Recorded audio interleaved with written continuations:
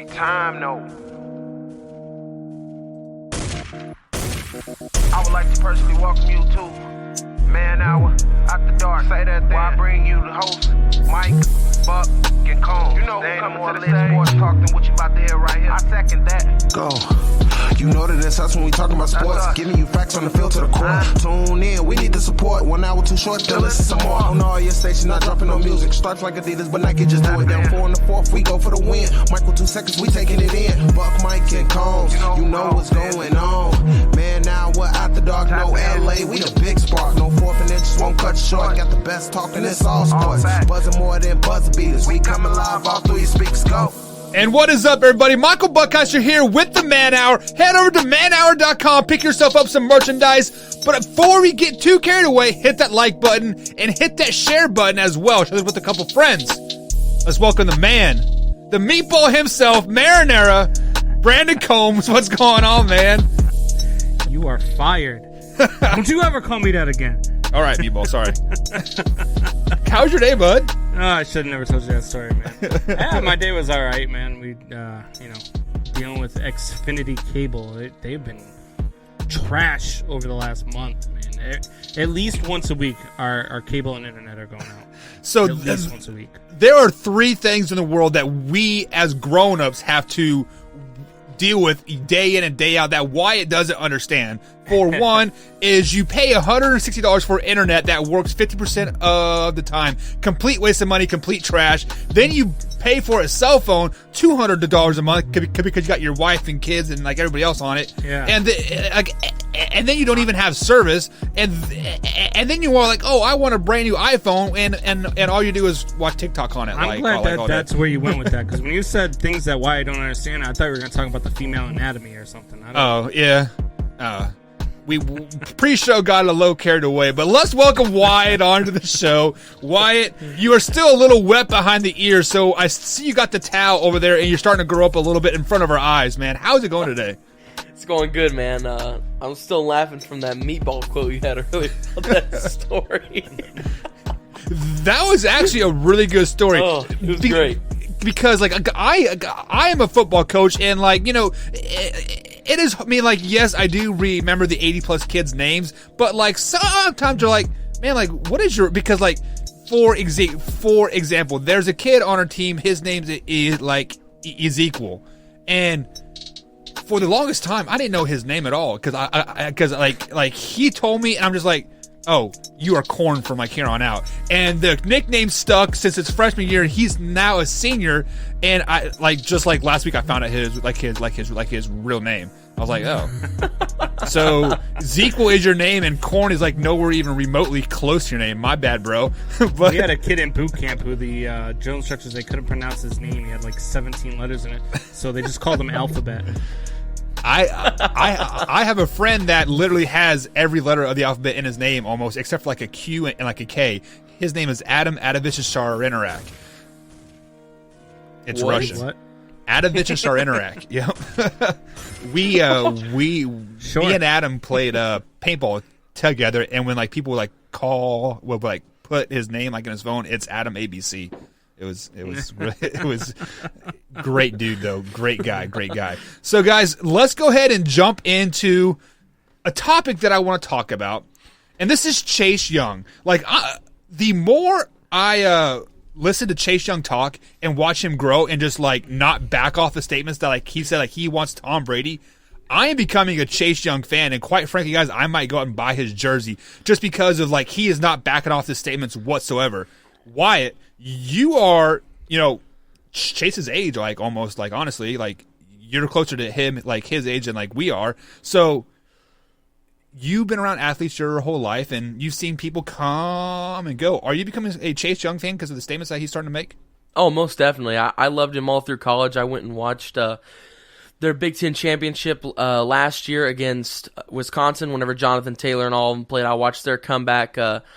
My girlfriend's from Columbus, as many people know, so I've been watching Chase Young for several years now, but he is an incredible athlete, and like you said, he does not back down from anybody, and you know, I might not like the statements, I might think that it's not a good idea because Tom Brady is going to roast him for it, but at the end of the day, you got to respect it because he's able to call out a guy like that. I mean, I don't know about you guys, but I wouldn't have the balls to call out Tom Brady just that in my rookie year. So, like I said, I don't know about you guys. You guys might, but I wouldn't.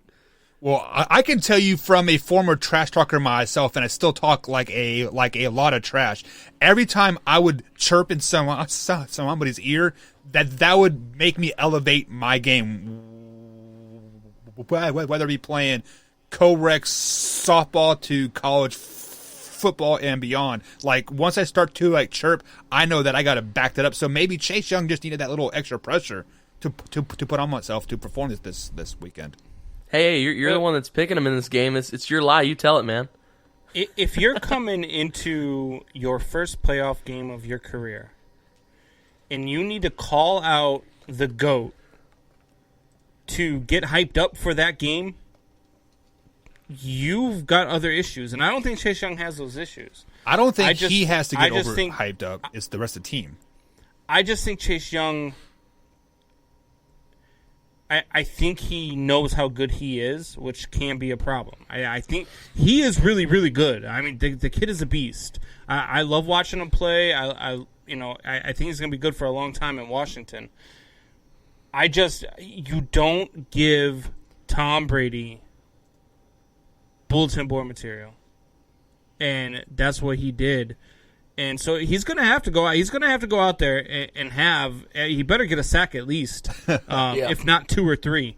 Because if you go out there and you don't even touch Tom Brady, and you guys get lit up and you get beat, people are going to be talking about you all off season long. So are they really going to be talking about a rookie that called out a 18-year veteran if he doesn't perform, or are they going to be talking about the 18-year veteran that got called out by a rookie and Tom Brady doesn't perform? Who does it look worse on in the end?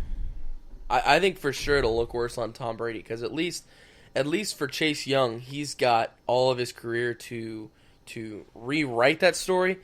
But as for Tom Brady, I mean, if you're the GOAT and you get called out by this 18-year-old kid and then he does what he says he's going to, that's pretty disrespectful. And for him to pull that off, that would be crazy. Yeah, but Tom Brady's not blocking him. It's not Tom Brady that's allowing him to get to Tom Brady. Yeah, but Tom Brady has 5 seconds to get the ball second. Yeah, and if Tom Brady throws a couple of picks and if Tom Brady stays in the pocket too long, I mean, if Tom Brady has a bad game, it's going to be bad for Tom. But Tom's already established his legacy. Sure. Tom's and I'm not already saying this is established ruining who his he is legacy and where either. he's at in football, but Chase Young has not established that yet. It looks far worse for Chase Young if he doesn't show up on Sunday after talking the way he talked than it does if Tom Brady has a bad game. So, what is considered a bad game for Chase Young? Like, if he doesn't get a sack, if he doesn't get a tackle, what is considered a bad game? Yeah, if I'm watching havoc, I mean, you've got to at least pressure the quarterback. I mean, you may not get a sack out of it because Tom Brady will get rid of the ball quick. Tom Brady doesn't take a ton of sacks, but you have to at least create pressure. You have to at least rush. You have to be in his face. I mean, I don't even care if you take one roughing the passer penalty because you hit him a couple of seconds late. You've got to do something to establish your presence in this game, and that doesn't always mean a sack for a defensive lineman. You know, sometimes it could be, just pressure and getting hit. Deflecting a couple of balls. Do whatever you got to do. But they've got to say your name a few times more than just talking about you calling out Tom Brady. So here is the difference between a defensive lineman showing up and performing and then like a linebacker performing up and showing, right? Like when a defensive lineman shows up and performs, you won't hear his name called because he is usually getting double teamed or, they're running the other way. Like that's how defensive linemen really make a impact on the game is let's be honest, a defensive lineman job is to take blockers so the linebackers can run free and do things, right? So don't expect to hear Chase Young's name called a lot because he's going to get double teamed a lot this week.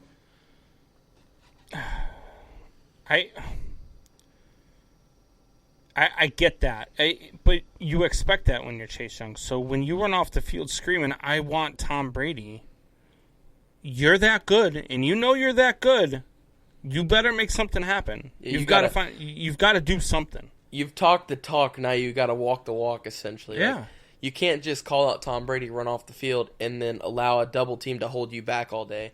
If we end that game and I watch it and he's being manhandled the whole time in double blocking or just single blocking, either one. If he ends that game and he's being manhandled, either way, I think that would still be a loss for him. And the other thing too is that he says this running off the field of the last game. They made the playoffs. He says I want time. That's fine. You're in an emotional state. You're running off the field. You're pumped up. You're excited. You know you're playing Tom Brady. You know you're playing the Buccaneers. Yeah, bring on Tom. I want Tom. But then later on in the week, they ask him if he wants to, does he want to step back from the comments? Does he want to apologize? He said no. I wouldn't either. He's not sorry for 1 second. He wants Tom Brady. He wants the Buccaneers. Well, here they come. You've got to have an influence on this game. So let me ask you guys this. I mean, like, why you are a little young for this, but Combs, this is in our heyday of watching NFL ball. Do you remember Seattle quarterback? It was overtime. They flipped a coin, and he says, "I want the ball, and we're going to win." Score." Yeah, right. And he ends up throwing a pick six. Yeah, and he ends up throwing a pick six to lose Al Harris. to lose a game. What is more? What's the word I'm looking for? Legacy affecting. Like, do you call it like that on a coin flip and you get schooled, or doing what Chase Young did? Like, what would be worse in that aspect? The coin flip would definitely be worse, simply because it's overtime, and he says, "We want the ball. We're going to win." Whatever it was Hasselbeck said. He drops back and throws left, and Al Harris is just like standing there. Like, it wasn't even close. Like, it was ball, Al Harris. There was no receiver to try and tackle him. It was literally Al Harris and the ball. He picks it off, and there's nothing but green in front of him. So he just darts down the field, scores, and now everybody's like, "Oh, you want the ball, and you're gonna win. You're gonna win, and you're gonna win, huh? Really? You sure about that? Right?" Yeah. How about this? I think it's worse when the referees get the call wrong on the toss. A guy calls heads, and then they, flips over tails, and they say, "Yeah, you won the toss." Well, wait, what happened? All right, John and Wyatt. We are going to take a quick little break. On the other side of the break, we're going to break down some NFL games. Like, we told you guys how they're going to win, like how each team is going to win. We're finally going to pick those games and take.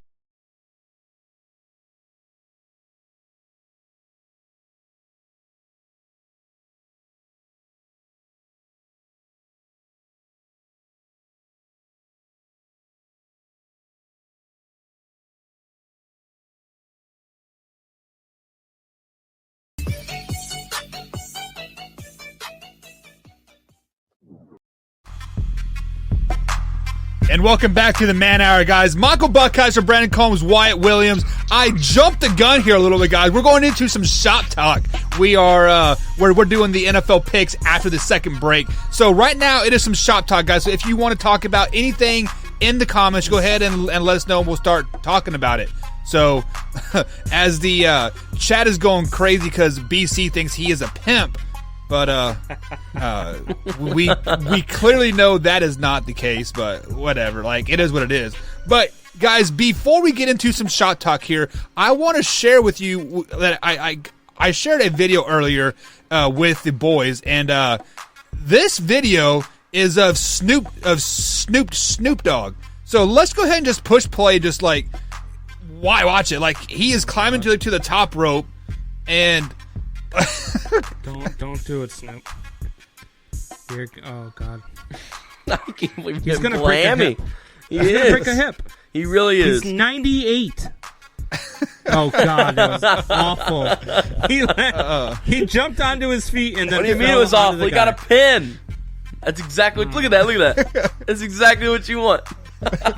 There's seven people in the stands. Oh my God! As soon as I saw that, I was like, no freaking way this is Snoop Dogg. Like I figured it was some like freaking stupid thing here. But Wyatt, you were telling me something about Snoop Dogg earlier in the show. Tell the people what you know, man. Oh, with his wide receiver, he was a fantastic wide receiver in high school. That's actually where he got his nickname of Dog, is because he was such a dog on the field. And here's the funny part. When he would catch a touchdown pass, he was a wide receiver, he would get on all fours and walk over to the field goal post and lift his leg, and that was his touchdown celebration, was peeing like a dog on the field goal post after he got the DOGG nickname. Buck, you're a coach. If you tell somebody on the field that they're a dog on the field, isn't that a bad thing? I was always told that being a dog on the field is a bad thing. Like, you're dogging it, you're a dog on the field. Well, maybe back in the early 1900 Combs, but now... Well, but yeah, I mean, like, yeah, you are dogging on the field. You don't even know what the 1900s are. But it is. I mean, it is definitely all about like context. Like, hey, you are a dog on the field, But like, if you're dogging it, then it's just gotcha. It is kind of like the thing with like bad, like you're a bad man. Like, yeah. So we got some comments coming through field. for Shop Talk. Hoffy on the comments wants to say, talk about the Cleveland trade today, man.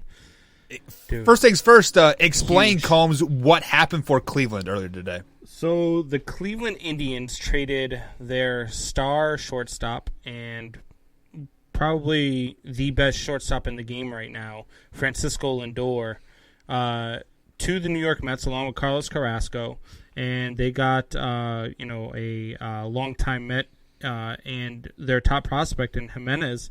In return, along with about 3 or 4 other prospects. So the Mets made that splash that the other day I was asking for them to make, and they went out and made it. The thing for this trade for me wasn't just that they got Lindor, because obviously that shores up their lineup. You get a shortstop who can hit at the top of the lineup and hits for 20 to 30 home runs a season. That's huge. Not to mention he's a great defensive shortstop. But you just bolstered your rotation with Carlos Carrasco. And now you don't even have to go out and get a Trevor Bauer. If you do, I mean, you've got the National League All-Star starting rotation in your staff. That's what I was saying. And so the Carrasco in that deal lets them go, because they've got still a ton of cap space. So what they can go do now is they can go give DJ LeMahieu that 5th year to get him away from the Yankees, like we were talking about earlier in the week. And you put DJ LeMahieu at second base, along with, like, this team right here, not only would probably be the best team in the NL East, but they'd be a top 3 team in the entire National League, if not the entire all of baseball. Yeah. See the problem that I have with this trade, it is not because he is like he is not a good player or like anything. Just say that, but just last week we said some of the Mets' biggest needs was the outfield help and pitching help. Why would you not address that first you got your pitching help, and they don't need outfield help. They're overstacked in the outfield. They actually, if they don't get to use the DH, they're going to have to trade one of their outfielders, whether it is his name's going to escape me now. Dominic. I think it's Dominic Smith. You're probably going to end up trading him if you don't get to use the DH, because you're not going to trade Conforto. And so the thing with me about this trade is that they must know something about Francisco Lindor that says he's going to extend. Because he's in his contract year. This is his last year of control. They got Carrasco for 2 years plus an option year, so they got more control out of Carrasco. But they must have had a conversation with Lindor and said, hey, look, this is what we're thinking for an extension. This is what we're going to offer you. Would you accept it if we trade? There had to have been some sort of talk like that, because for what they gave up, and Hoffy here asks, who will be the best piece for the Indians in this trade? Isaiah Green, to me, I feel will be a solid player when he hits his MLB left-handed with power and speed. I agree, but I think the best piece is going to be Jimenez, the shortstop they got in return. That kid is so good, so good. So I think that's going to be the best piece for the Indians in this trade. But they really won that trade. You got a Lindor who you weren't going to be able to sign after this offseason. You weren't going to be able to afford him. And So you got rid of him, and you got so much more in return. The Indians really won this trade, but the Mets made out pretty damn good too. I think the Indians will win this trade later down the road. Like if you're looking for like a immediate impact, I mean, like obviously the Mets won this trade with the immediate impact. Yeah. But it almost seems like every team that is not poised to make a World Series run, they are all like trading off all their pieces already, which usually it happens after the All-Star break, to they rebuild and retool for the next year.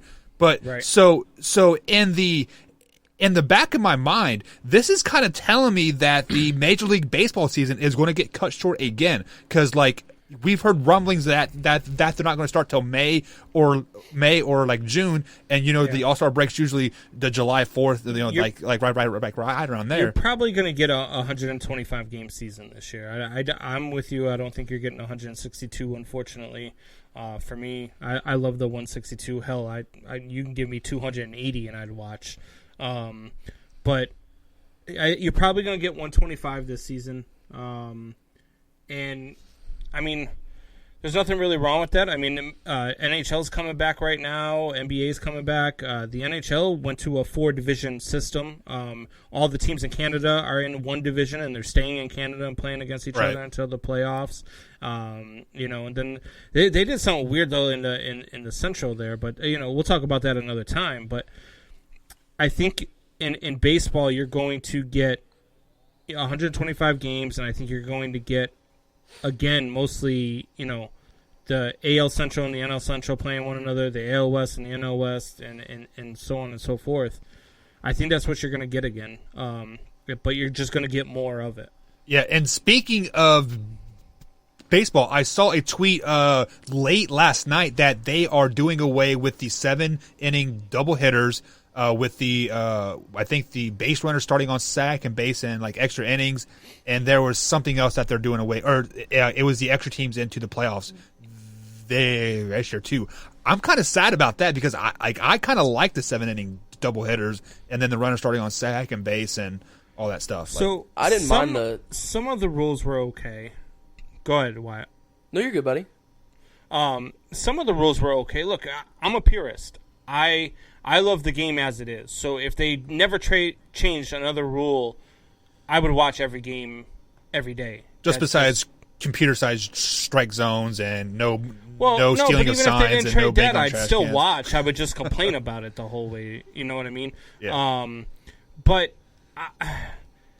I think that you're going to get the DH in the National League again. I think that should stay. There should be a DH universal all the way around anyway. You should never have to worry about the pitcher hitting. Every once in a while, yeah, it's cool. The pitcher comes up, hits a home run, and everybody starts laughing and cheering. Right. And everybody remembers Bartolo Colon freaking wobbling around the bases when he hit his home run. So, that stuff is all good and well, but, the runner on second base, I don't think that sticks, unfortunately, although I would like to see it in the regular season stick around. The other thing that needs to go, and it should have never been implemented, was the 3-batter rule for a relief pitcher. Yeah, that's the dumbest rule baseball ever implemented, and that absolutely needs to go. And I don't believe for 1 second that sticks around. I don't even think it comes back this year, to be honest with you. So before we get into this Hoffy comment, like across the board, I got a question out for all you baseball fans, right? Because when you are playing Little League Baseball, high school baseball, usually the pitcher is the best player on the field, like the best hitter, the best runner, the best thrower, like etc. Right? What happens from freaking college to the major league where all of a sudden these people can't hit anymore? It's absolutely like you've literally been the best hitter from 6 years old until 20, and then now all of a sudden like you can't hit. Like that's absolutely because what asinine. happens is you get into college, and that's when they start shaping you for your position. A lot of these kids that in Little League, you're right. Your best pitcher is usually also your shortstop and also your center fielder and probably your best hitter. But those kids usually go on to be just that. You don't see very many, like the Angels got a guy out there who can Shohei Ohtani, who pitches and he plays the outfield, and the guy just can flat out hit. You don't see that very much anymore once you get to there, because the guys who have the strong arms but can't really play a position become pitchers. So that's just what they do. They can't hit to save their lives, and they can't field the fly ball or field the ground ball and make the throw to first. So they become pitchers. All right, so let's go ahead and address this last comment here before we head to a quick break. Combs, take it away. What did Jose Iglesias do in his career? That's what the Indians got in these shortstops. They are not anything I'm building around. They're not offensive players, and that is the key in today's game. Look, they did not get back a Francisco Lindor. You're correct, Hoffy. They did not. But you got back pieces that you can build around. This Jimenez kid is really, really good.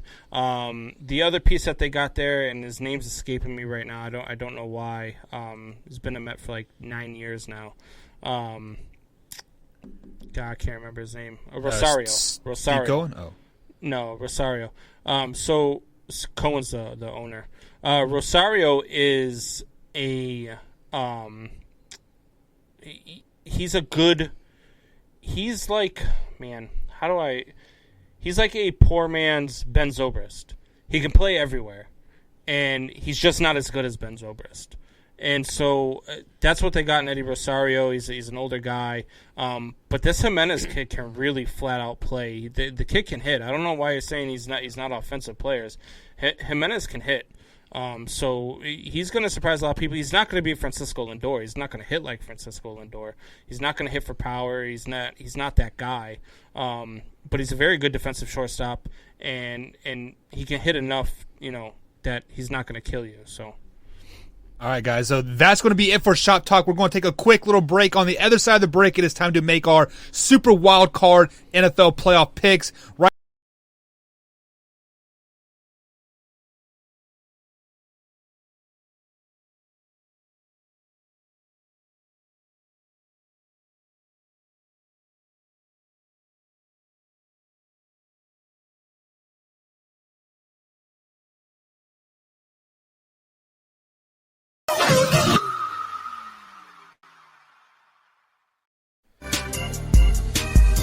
And welcome back to the Man Hour, guys. Michael Buckeyes with Brian Combs and Wyatt Williams. Head over to manhour.com, pick yourself up some merchandise. If you're watching us over there on the YouTube channel, youtube.com/Man Hour, hit that like button and subscribe button as well. Also hit that bell icon and click on the all notifications as we upload our clips from the show on there as well. So, guys, welcome back to the show. I hope you guys have really absorbed the knowledge that I've been spitting out to you the last couple of days about this NFL playoff picture, because it is time. Real quick, before we get into football, Go ahead, Hoffy came back at me while we were on break and said no power, he hits 250 to 275. Well, Hoffy, we're in a new day of baseball where guys who hit, the 50 to 60 home runs a year hit 230, and the guys that hit 10 to 15 homers a year hit 275 to 290, and that's considered good nowadays. So 275 is a pretty damn good hitter by today's standards in baseball.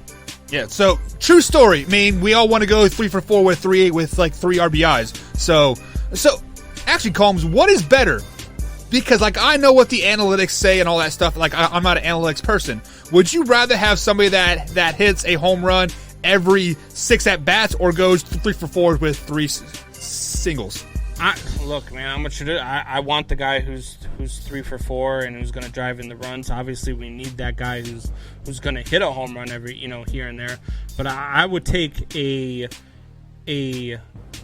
9 guys on a team that hit the way Francisco Lindor does than to have 9 guys on a team that hit like Aaron Judge does. Sounds like a Chicago fan there. Chicks dig the long ball. Give me 6 home run or 1 home run every 6 at bats. So. Look, guys, let's go ahead and get into Super Wild Card Weekend, as we do have 6 games instead of the normal 4. So the first game up, we have the Indianapolis Colts take on the Buffalo Bills. 1 o'clock kickoff on the CBS channel. If I don't get this, I'll be very upset, CBS. If you play me a funeral BS again, I'm going to go crazy. But I digress on that. Combs, first things first, man. Who do you have winning this game and why? The Buffalo Bills are going to win this game. The Buffalo Bills are just too damn good right now. They are clicking on all cylinders, defense, offense, all the way around the football. And then on the other side of that, it's Phillip Rivers. So look, I will take Buffalo in this game. I really don't even think that this game is that close. I think Buffalo wins this one something like 35-17. Yeah, and I heard, like, I might be wrong, but I believe the Buffalo or the state of New York is allowing fans into the stadium for this particular game. They haven't allowed fans in the stadium at all, like, all year, so those fans are going to be wild. Bill Mafia is going to be doing some. They are going to be doing some Snoop Dogg stuff.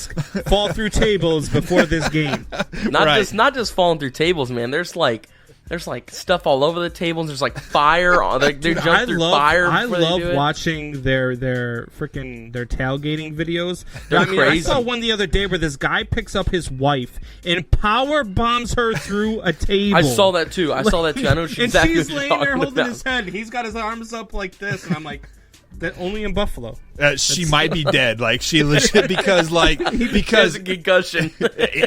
Because he did it through like one of those hard plastic tables that don't give, right? You're right. I thought she was dead, to be honest with you. But Wyatt, Brandon is picking the Bills, and sounds like a large margin. Who do you got winning this game, and why? I got the Bills, and it's simply because of that quarterback wide receiver between Allen and Diggs. Okay, Singletary's a great running back, yes. McDermott's a great coach. They got a nice defense behind it, but it's all going to boil down to the fact that they have 2 MVP candidates on the same team. I mean, that's crazy. They are a ridiculously good football team. Just like Combs said, they're clicking on all cylinders right now, and I'm going to take it a step further than Combs. I'm going to say that Phillip Rivers and company doesn't even put up 17. I'm saying like 10, and Buffalo puts up 35, 42, something like that. I am saying a full-fledged blowout. Man. Hoffy says, hence why he was so pumped. It's time for a new cousin. I mean wife. I believe he is referring to the body slamming of the wife through the table type thing there. But guys, the Indianapolis Colts were 11-5 this year. They went toe-to-toe with the Tennessee Titans twice. The Colts are a team that's been secretly climbing or been flying under the radar all year. And did you guys forget that they beat the Packers? Did you forget that they beat the Titans? And I didn't forget that. They beat the Bears when like they were on their streak, right? You know, they were they were undefeated for they were the worst 5-0 team in the history of the NFL. They weren't 5-0. They were 4-0. Then they were 4-1. Then they were 5-1. Oh, and then they were 5-6. So God, let's not for and then they were 9. And then they were 9-7, and they were in the playoffs or 8-8. But 8-8. But guys, it is hard for me to pick this as like a blowout because for one, it is the playoffs. Josh Allen has not been in the playoffs. Like, let's be honest, your butthole is going to pucker up a tad bit in the first quarter or two, and like you are going to force the ball some places where it shouldn't go. Phillip Rivers been in the playoffs? He is 5-6 in the playoffs, so that's at least 11 times. And I believe all 6 of his. Like 11 games, but. All of his losses have come to Tom Brady, so that's kind of weird. But I digress on that. That's crazy. But I am picking the Buffalo Bills as well, not because of Josh Allen, not because of Stephon Diggs or who else. They just signed Kenny Stills as well. Like not because of all that. That defense is damn good. The Buffalo Bills defense is damn good. Let me say it one more time. The Buffalo Bills defense is damn good. Probably the best. Minded head coach too. Yeah, exactly. So, and they're playing at home. It's probably going to be snowing and cold up there in middle of BFE, New York. So, is Kenny Stills just there to open Diggs up a little bit more, or do you think he's there because they think he's going to produce? I think they probably think he's going to produce simply because they already just got John Brown back. So, and then they've also got Komet at tight end. So, I don't know. Like, I feel like he could produce because we've seen Kenny Stills perform at a great level in places like Miami. While he was with the Texans, we've seen him put out. Yeah. But at the same time, he's also not put out for quite some time. Maybe like a season, I'm going to say, is the last time we saw him really have he didn't play at all this Kenny year, Stills. Right? Yeah. It's been a while since we've seen a dominant Kenny Stills game. So, I don't know. I feel like it could kind of go either way, but I feel like really if we're going to talk about an X factor wide receiver, I feel like we really can't skip over Cole Beasley's the one that I like. I believe he is out this game still though. If I'm not mistaken, yeah, I'm pretty sure that's going to be huge for them. If he is in though, when he comes back in the playoffs, he is the most under the radar, like just amazing wide receiver that you would never expect to be amazing. He is the perfect slot receiver, and he's so smart too with what he reads the defense. He reminds me of Jordan Nelson. Yes, he really does, and he's super smart. When he gets to the line, he sees patterns, kind of like what Buck and me were talking about the other day while he was over here helping me set all this setup. He notices patterns in like linebackers and stuff where if one linebacker is 2 yards to the left of what he normally is, he'll run out and turn around and catch an 8-yard curl real quick to gain him 8 quick and easy yards, and sometimes even for a first down. And then he's also a nice deep threat because Stephon Diggs is such a good deep threat that he draws a cornerback and a safety. Yep. That leaves somebody open. That's what they always say about the kid who gets double covered is somebody else is open. So Cole Beasley is that guy. Yeah, I mean, like I think the Buffalo Bills have gotten two huge steals in the offseason, one being Cole Beasley from the Dallas Cowboys and like obviously Stephon Diggs from the Vikings this season. But Combs, just to answer your question about Kenny Stills, even if he is not there to produce, the threat is still in the back of your mind that he can produce. Yeah. And the reason why I don't think he has produced in Houston was because Houston franchise is just a complete mess. We are seeing it with like J.J. Watt and Deshaun Watson. Everybody wants out because they're such a mess. So as a receiver, why do I want to put my body on the line when I know that this franchise is so dysfunctional and I'm going to be traded anyways, right? So, I mean, the Buffalo Bills win, but I think it's going to be a little bit closer. It's going to be probably a low-scoring game, probably 17-10 or 17-12 is my final score. Wyatt, what's your final score? Final score, I think I'm going to go completely off course here with what you just said. I've seen too many high-scoring games from this high-powered Buffalo offense where they're putting up a ton of points. So I think they continue that trend. Even though Josh Allen hasn't seen much playoff time, Phillip Rivers hasn't seen much playoff wins and hasn't seen playoff time recently. Not within the last, 2 seasons, I believe. So I'm going to take the Bills in this one. I'm going to take them 42-10, 42-13 maybe. Yeah, and I have them scoring 35. Are me and Wyatt sleeping on that Colts defense? Because that Colts defense is better than people give them credit for. I will say that. It definitely is, and I feel like in a way I'm kind of sleeping on them here. I do agree with you because Darius Leonard's such a dog. DeForest Buckner is a dog. I mean, they got playmakers at all the positions on defense. But at the same time, I know what I've seen with Buffalo all year. I know I've watched that offense just absolutely annihilate teams. So they passed the eye test. That's the best way I can explain it. Yeah, I take the eye test over numbers any day of the week. So sure. So you guys may not be wrong, but it's just like it is definitely going to be a good game, I think. Moving on to the next one. This is a Saturday afternoon game, 4:40 here on the East Coast. You had the LA Rams take on the Seattle Seahawks. Combs, who do you got? I'm going with the upset here, man. I'm going with the Los Angeles Rams. The Seahawks offense has not been good since basically week 7. And that defense has been suspect all year long. Right. And the Rams are getting Goff back. The Rams are capable of putting up points. But that Rams defense, man, that's the key. That Rams defense is so good at creating pressure and wreaking havoc. This one's going to be a close one for me, but I think that Rams defense is the X factor here. I've got the Rams in this one, 23-13. Yeah, I mean, like the Rams are 10-6, and Seahawks are 12-4 going into this game. Wyatt, who do you got? See, and I think this is the game that, other than the Super Bowl, I think this is going to be the game of the playoffs. I think these two teams already division rivals. They've played close games all year in the 2 times they've met. And I think it's just going to be a hard-fought game, and it's pretty much just going to come down to who makes that big play late. Will it be Russell Wilson that's cooking, throwing down the field to DK Metcalf? I don't know. Now, what I do know is DK Metcalf and Russell Wilson have struggled in their last 4 games. This is a stat I saw today. This is pretty crazy. They have been struggling with the big plays that they're known for. In the last 4 games, DK Metcalf and Russell Wilson have not connected for a single pass over 20 yards. Now, that could play into effect here because the Rams' secondary is really good. Ramsey has been a beast all year with all aspects. I mean, the most fundamental tackling cornerback I have probably ever seen, ever even step on the football field at the pro level. I mean, it's ridiculous what that guy does.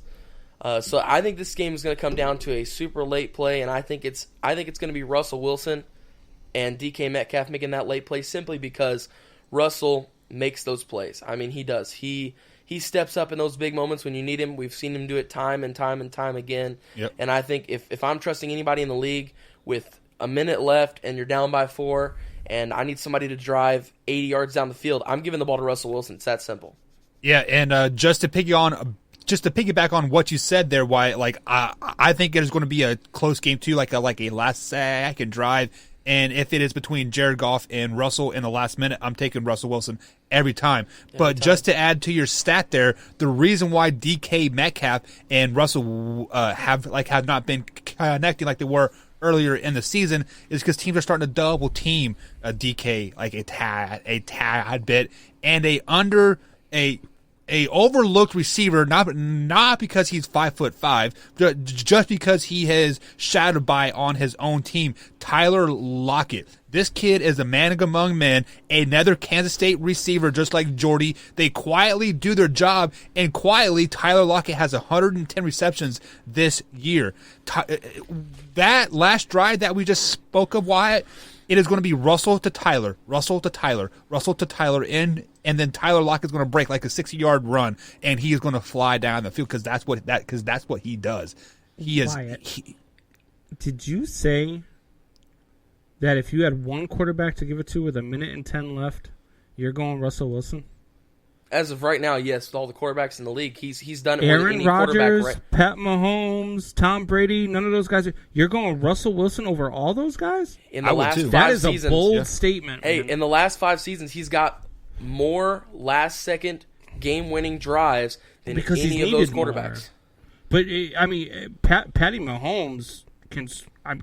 Oh boy, I love my guy AR12. Right. It's just a bold statement, I think. I love my guy AR12. I love Patrick Mahomes. I love Tom Brady. Those guys who are known, especially Aaron Rodgers and Tom Brady. I love those guys who are known for their last-second drives. But it comes down to this: Seattle, their defense hasn't been what it was whenever it was the Legion of Boom. They play close with everybody. Russell Wilson is simply just comfortable in those games, in those moments, because he does it Unless so it's on often. the 2-yard line and he doesn't Unless hand if off it's the ball on, and he we're throws throwing an it on the 2-yard interception line, to yes. lose the Super Bowl. Yeah. Well, that is just a horrible play call by Pete Carroll because you had beast mode in the backfield. But Combs, you are a baseball guy. Audible. Come on. But you're right. But you are a baseball guy, and when you see Russell from the waist down, you can tell like he is just a player. He has those hips, he has those legs, and the reason why I would take Russell in the last minute over Aaron Rodgers, over Pat Mahomes, is because he can emphasize better than those two because he has the hips to really get into the throw. Because I think he played second base, right? He can turn too by like a flick of the wrist, but he always gets his legs into all of his throws. So that's why I like him better. And I'm just saying, in a last-minute drive, I'm going with at least 4 quarterbacks over Russell Wilson before I get to Russell Wilson. Let's just say out of those 5, you can't go wrong. Right, right. My number 1 is Tom Brady. Oh, I really thought you were going to say Aaron. I was like, come on. No, Aaron's Spit 3. it out. Let me hear that dirty little mouth say it. It's Tom Brady, Pat Mahomes, Aaron Rodgers, 1, 2, 3. Right. All right, so speaking of Tom Brady, the final game on Saturday, 8:15 on NBC, you have Tampa Bay traveling to Washington to take on the football team. Wyatt, who do you got? Combs and Buck, guys. I can't go against Touchdown Tommy in this one. I mean, look at what he's done in his career in the playoffs. No matter how he entered the playoffs, there were so many times. How many times did Tom Brady enter the playoffs, and everybody was like, oh, this is the year. This is the year they get blown out in that first round. This is the time. And then Tom Brady does Tom Brady things in the cold, in the late years. And he did it, and he did it great. And here's the deal. I think he's going to lead this team past Washington. I think Chase is running his mouth way too much as I love him, and I think he's a great player. I think this is a very tight game, and it's a super underestimated game for how tight this game is going to be. I think if Seattle and the Rams isn't the best game of this super wild card or whatever they're calling it, I think that would be the best game simply because super strong defense, super strong offense. I mean, it is textbook exactly what you would want in a game, and they're going to go at it, and I think Tom Brady pulls it off late, and the Buccaneers advance on. Yeah, so I think you're right with the winner of the game. I've got the Buccaneers winning this one as well. I don't think it's tight at all. I think Tom Brady is going to do Tom Brady things. I think he's going to be doing the play calling all playoffs long, and I think that this Buccaneers team goes on a run here. And I think that they make a statement starting with this one. I think Tom Brady throws for probably 350 to 400 yards, throws for at least 3 touchdowns, and they beat Washington running away. Probably something, if I had to guess a score, I'm going to say 38 to 17. Let me start by saying that this game is going to be polar opposites. It is either going to be a complete blowout or a game that goes down to the last, the last minute. There is going to be that no comfortable 10-point win or 17-point win. It's either going to be a 30-plus point win or a 2-point win. With that being said, it all comes down to the third quarter. That first drive of the third quarter. What can the Tampa Bay offense do against that Washington football defense, that first drive of the third quarter that they have? Because if you have watched all the games that the Washington football team has won, they come out and dominate in that third quarter. That defense flexes on them and shuts them down, and they don't get nothing. It is I believe in their wins they have allowed 3 first downs in the third quarter in all of their wins this year. That is absolutely remarkable. With that being said, touchdown Tom, you guys can call him all you want, but it's going to be interception Tom because Chase Young is going to be up in his grill all game long. You can double team him, you can triple team him, all you want. Then Marquez Sweat from the other side is going to be up in Tom Brady's grill all day long. Combs, you said it earlier that you would be okay if Chase Young hits Tom Brady late. I'm going to go over under, and I'll take over that the Washington football team has 5 personal fouls versus Tom Brady in this game because they want to put him in the dirt and piss him off. That's exactly what they're going to do. Give me the Washington football team. 13-10 is the final. They don't score a touchdown. It's all field goals for the Washington football team. How the hell did they get to 10? They have 13. How do they get to 13? You can't get to 13 by field goals. 12. Safety. There you go. They get 2 safeties. I don't think the math is adding up on this one. That's why Buck coaches defense. Yeah. That's exactly why. His job, block field goal, not make field goal. Funny story. It was my sophomore year of college. I had a senior linebacker in front of me. We were playing some scout team, and he literally has an interception. It hits him in the chest. He catches it and throws it back at the quarterback and and says, "I don't catch interceptions." It was the funniest thing I've ever seen in my life. What?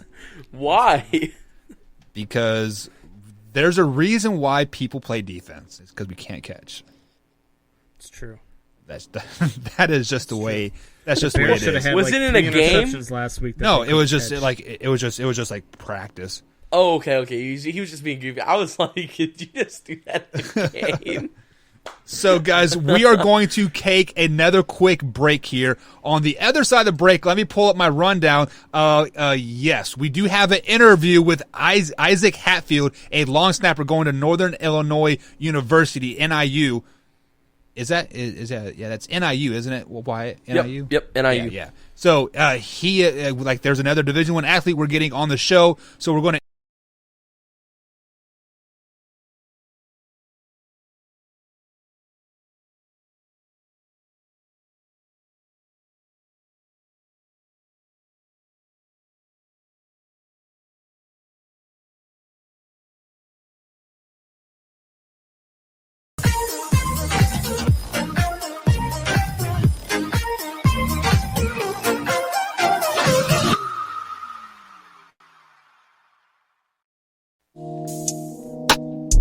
What is up, Man Hour Nation? It is the Wyatt Williams, and I am here with the Issac Hatfield. How are you today, Mr. Hatfield? I'm doing good, bro. What's up? What's up? What's going on? Nothing, man. Just got back from the gym, ate. That's every day. Every That's all I day? do. Nice little routine you got. Basically. Hey, so I have to ask, okay? All right, no disrespect, because I respect all positions in football. All are needed, okay? I'm ready But how for the many hate. jokes do you get about being a long snapper? There are some ruthless people out in the world, okay? How many come after you about it? Hey, I get a lot of support from, because I'm good friends with people that play the same position as me all over the country and stuff like that. So we're all supportive to each other. But there's a lot of TikToks and funny memes about being on the fourth down army for sure. So Sure. Hey, so the punters are people too movement, okay? Do you special teamers, you guys stick together? It's you guys against the world? yeah. I mean, the punters are my best buddy. If I do my job, they do their job. We're helping out our defense. So that's the goal all the time. So of course I got my punters back always. Sure. So when you talk about punters and having each other's back, what is that special connection that you and the punters and even the kickers and the holders, what is that special connection you guys share? Because you guys have to be on beat, on time. There cannot be a skip on anything.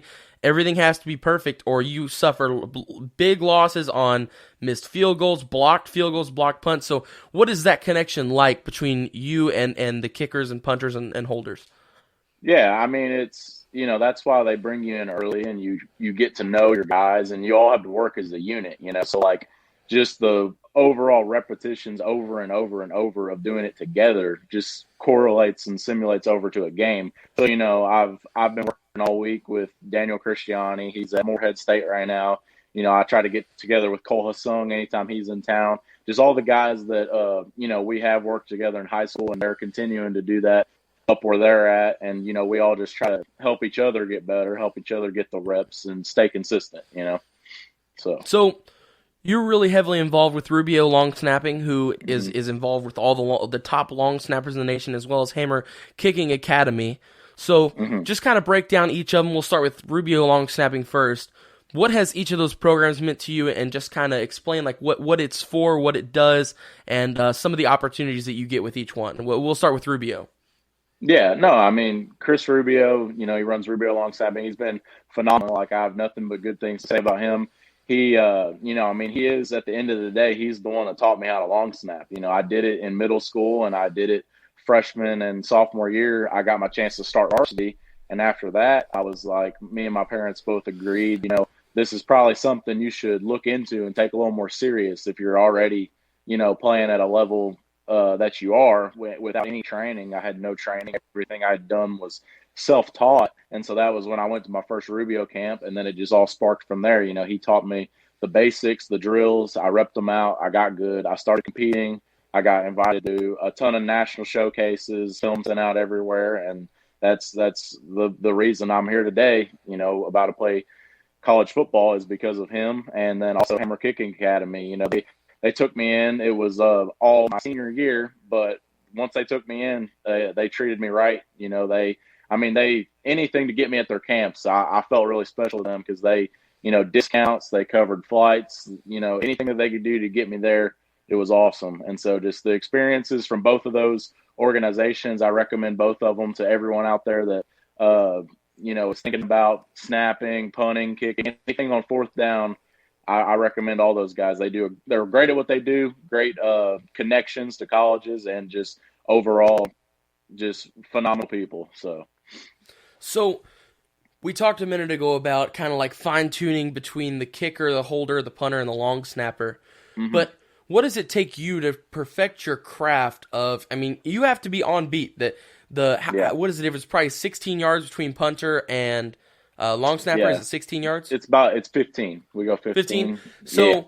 what does it take to perfect that? I mean, you got to be spot on. It's got to hit him in the chest, and it does every time.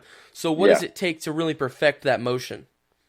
Yeah, because like I said, learning how to long snap was one thing. A long process and learning the drills, learning the form, and your form is key. Like when you snap a football, it's like, especially a long snap, is people don't realize everything in your body is working to snap that football. So it's like a well-oiled machine, and if you got one thing wrong, your whole form's going to get thrown off. Because people don't realize the velocity of the ball when it's coming out. If you're off by, a centimeter down or a centimeter up, that could be the difference in it going over the punter's head because there's 15 yards between you guys. So, I release it a couple centimeters too high and he's only 6 foot tall. That might be going over his head, So it's like you have to fine tune. You have to, and it's also a big mental game. Like people don't realize it's like, because I've repped it so much. Like everyone's heard of like the master rule, like 10,000 hours, 10,000 reps, to master something. It's like I've put in the time to be good at what I do, but at this point it's just all mental. It's like when I'm down in my stance, it's like I'm thinking about anything other than snapping. It's like you don't want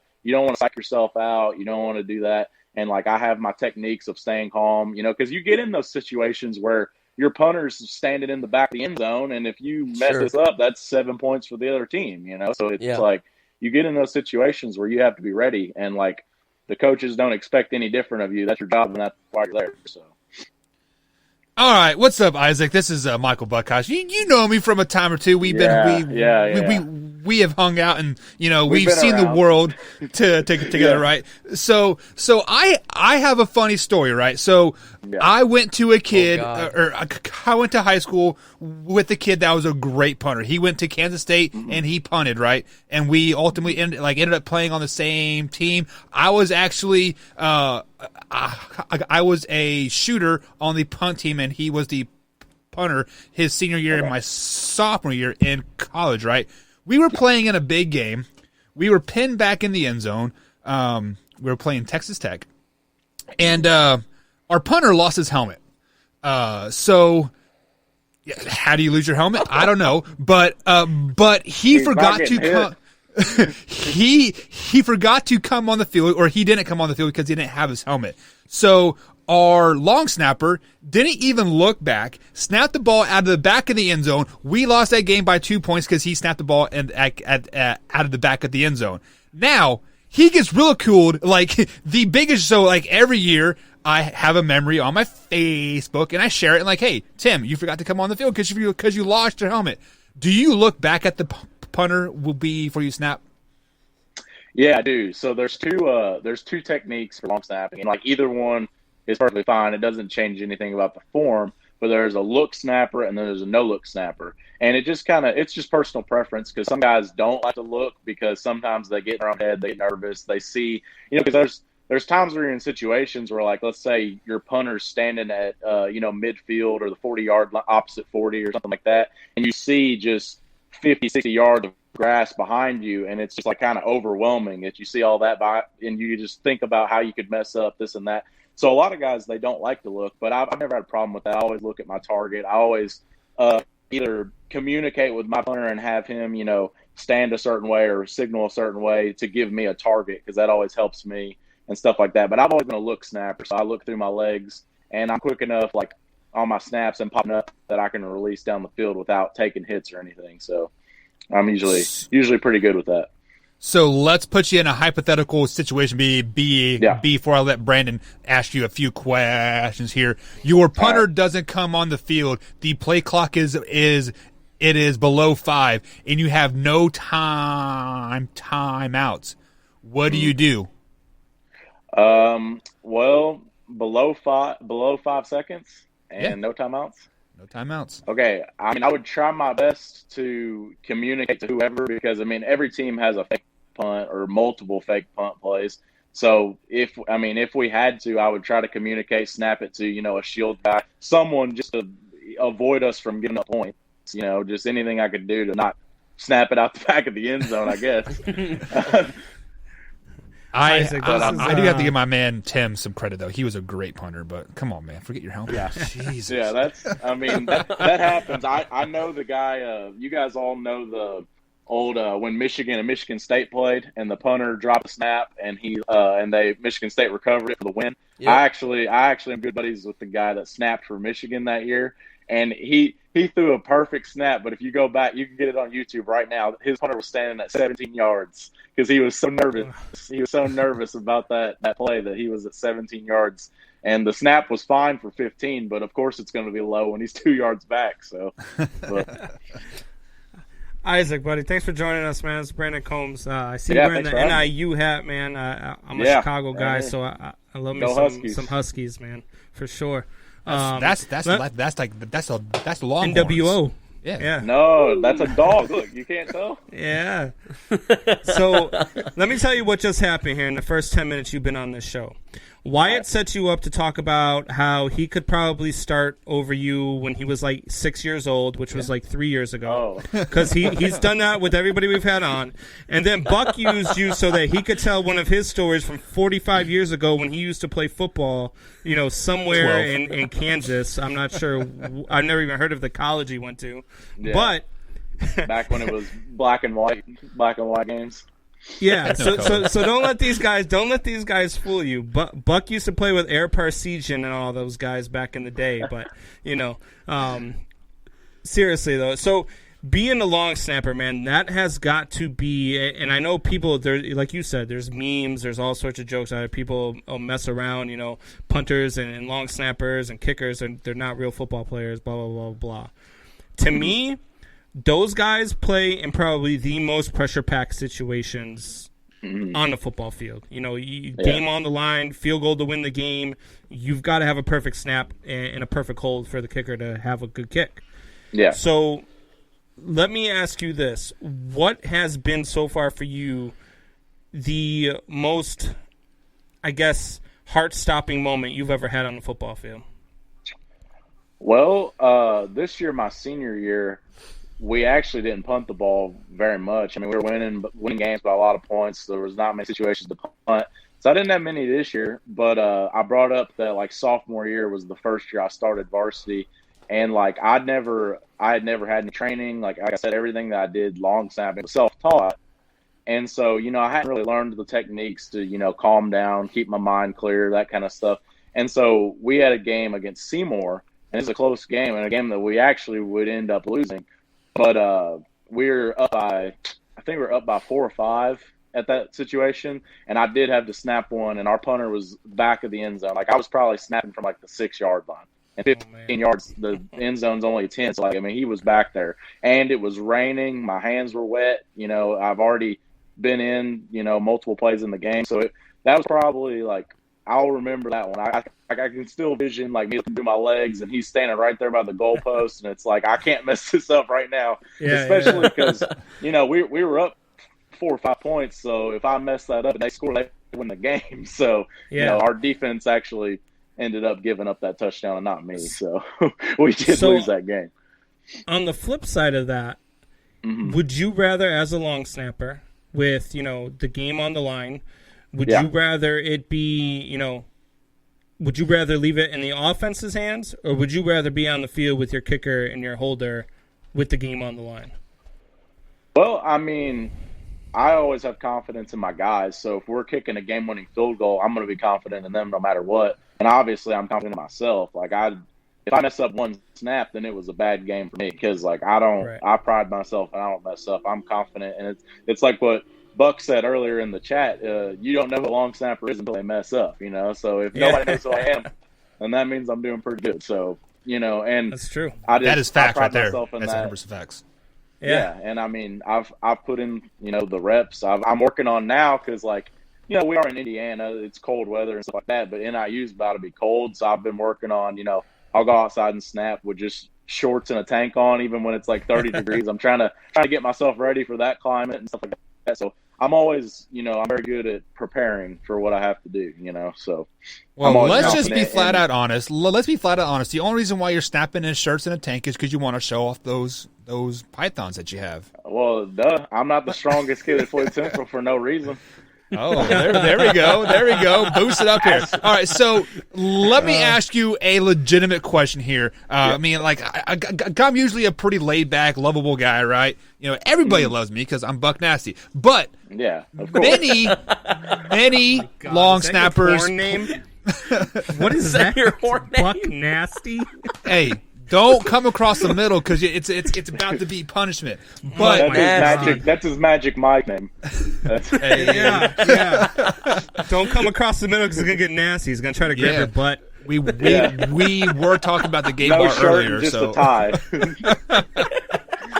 No shoe, no shirt, no service, right? Oh, this sounds quick. Yeah, it did.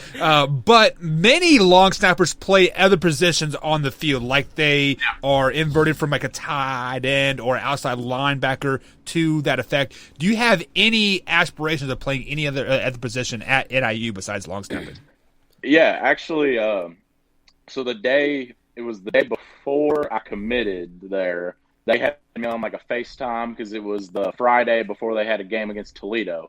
And they had me on a FaceTime, and they were at dinner, and they were all in the meeting room. They were all eating, coaches were meeting, everything. And they passed the phone around, let me meet the coaches, meet some of the players, all that stuff. It was super, super cool. They've treated me super well, and I can't thank them enough for the opportunity.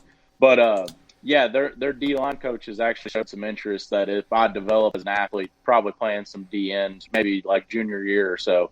Because they'll be in need for that, and it'll be a good opportunity for me, to show my skills in other places too. Because I've been as a long snapper, because there's a lot of long snappers that are 5'10", buck 85, but I've been putting in the work. I'm 6'2", 240. I'm big, strong, fast, so I feel like I can help the team in other places also, and they definitely have shown that they'll give me the opportunity to do that. So. All right, guys, any closing thoughts before I let Isaac go? Absolutely. Isaac, my final question for you, man.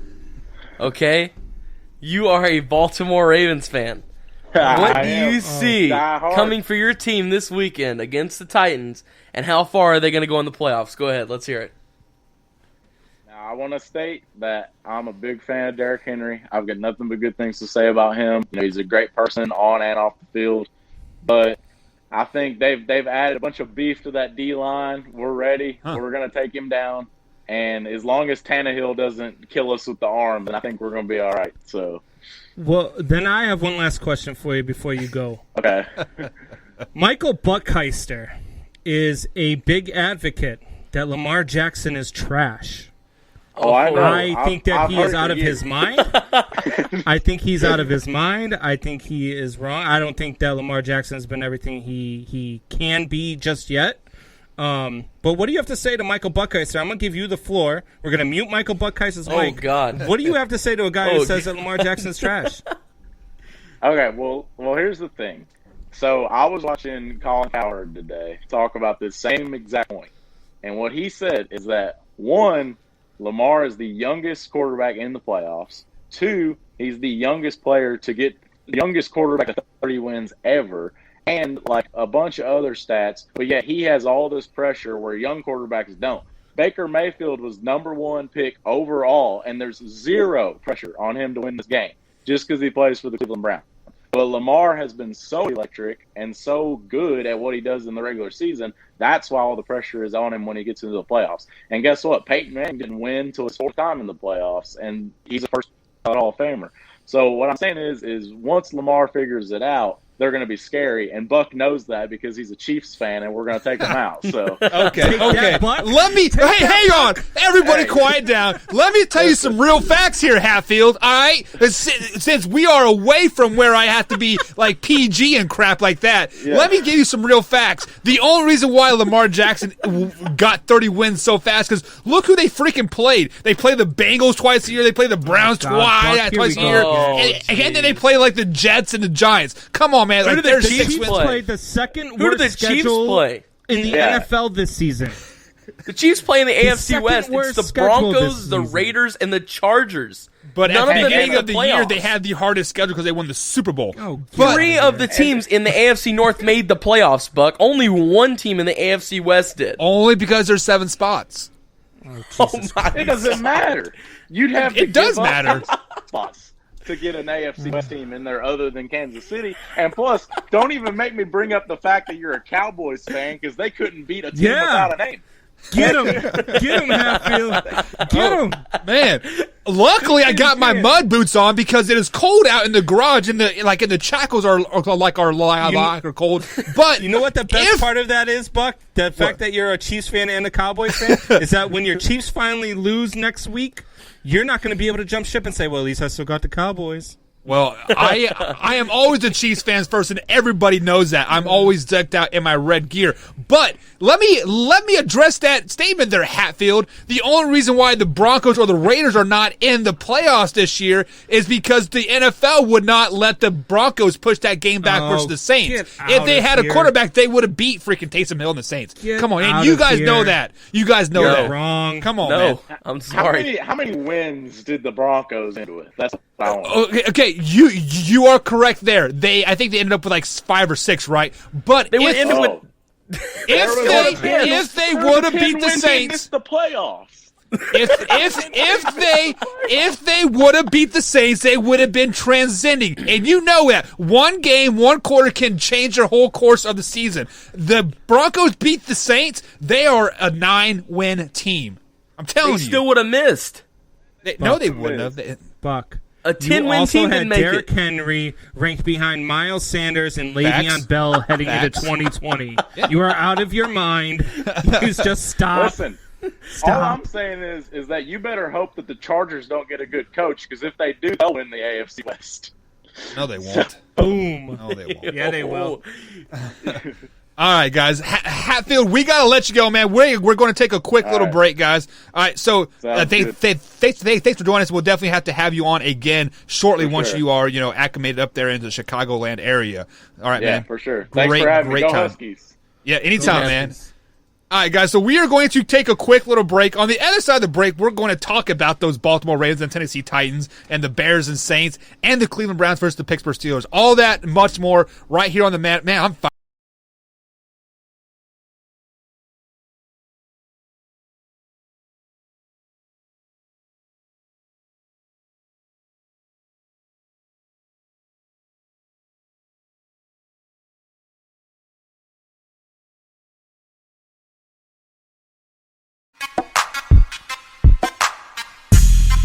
And welcome back to the Man Hour, guys. Michael Buckeyes along, Brandon Combs, and Wyatt Williams. We had a great interview with Issac Hatfield, long snapper for NIU. He will be going there this next fall. So pretty excited to guys. We've had 3 college athletes on our show just this weekend. It is going to get better. We have 2 an Power interview lined up. 5, may I mention. Yeah.